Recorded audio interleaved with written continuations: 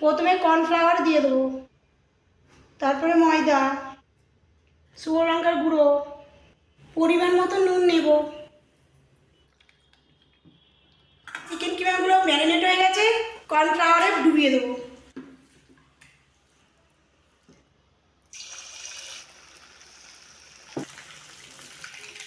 কাঁচা লঙ্কা, রসুন কুচি দেবো, আদা কুচি দেবো, পেঁয়াজ কুচি দেবো, লাল ক্যাপসিকাম কুচি দেবো, সবুজ ক্যাপসিকাম দেবো, আর টমেটো কুচি দেবো। পরিমাণ মতো নুন দেবো, পরিমাণ মতো চিনি দেবো, জিরে গুঁড়ো দেবো, শুকনো লঙ্কার গুঁড়ো দেবো, চাট মশলা দেবো, মরিচ গুঁড়ো দেবো, গরম মশলা দেবো, সোয়া সস দেবো, টমেটো সস দেবো।